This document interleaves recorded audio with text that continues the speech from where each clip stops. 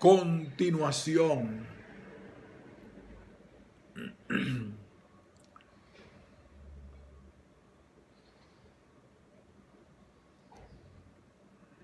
Es muy importante para la comprensión antropológica de estos fenómenos sin etnocentrismo. Sin embargo, quiero sugerir que podemos también sacar conclusiones o ideas de estos casos para ayudarnos a pensar en las identidades de género en otros casos menos exóticos que las sociedades indígenas sobre las cuales he hablado hasta ahora. Unas conclusiones. Para terminar mi ponencia trataré de relacionar estos debates antropológicos con reflexiones más generales y tal vez más militantes sobre las identidades de género. En primer lugar, como ya creo que dejé claro, quiero luchar en contra de la tendencia a tratar el sexo y la sexualidad como algo omnipresente que determina todos los aspectos de la identidad y todas las prácticas y representa la clave para entender cualquier clase de proceso social e individual. De cierta forma es semejante a la crítica de Michel Foucault respecto a la producción moderna de la sexualidad como campo discursivo.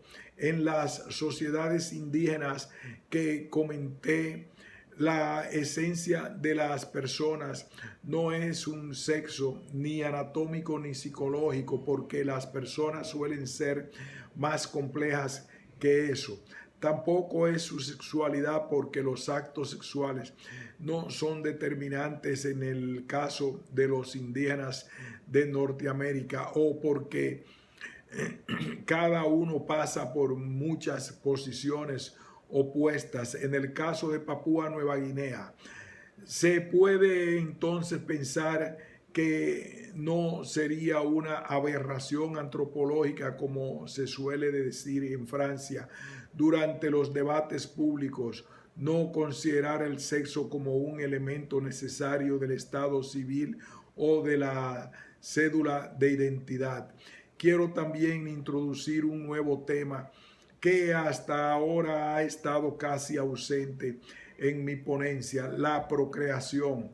De hecho, en las sociedades occidentales existe una tendencia a disociar la sexualidad y la procreación.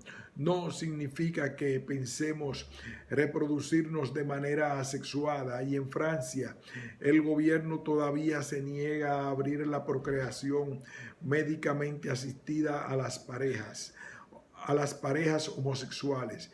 Sin embargo, valoramos el placer sexual como medio de plenitud personal, lo que se vuelve mucho más importante que la madurez social comprobada por el hecho de tener hijos. Así, mientras que en muchas sociedades no occidentales los padres y las madres deben enseñar a sus hijos cómo volverse padres a su vez, nosotros esperamos que los adultos transmitan a sus hijos e hijas el conocimiento de los métodos anticonceptivos, mientras que en las sociedades indígenas de la esterilidad es una calamidad personal y social. En Europa, el hecho de tener demasiados hijos o de tenerlos demasiado pronto es visto como un peligro tanto personal como social. Regresemos a los casos antropológicos que presenté hoy.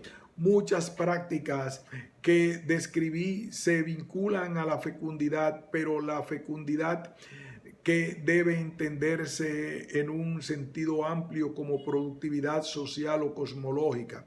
Así, ciertas prácticas que para nosotros son estériles, para ellos constituye una condición o un medio de fecundidad. Los chamanes de Norteamérica garantizan la fertilidad del medio ambiente y el éxito de la caza, mientras que los rituales de Papúa Nueva Guinea tornan a los varones en hombres fecundos. De nuevo, no quiero debatir el hecho de que sean creencias particulares, sino considerar lo que nos puede enseñar.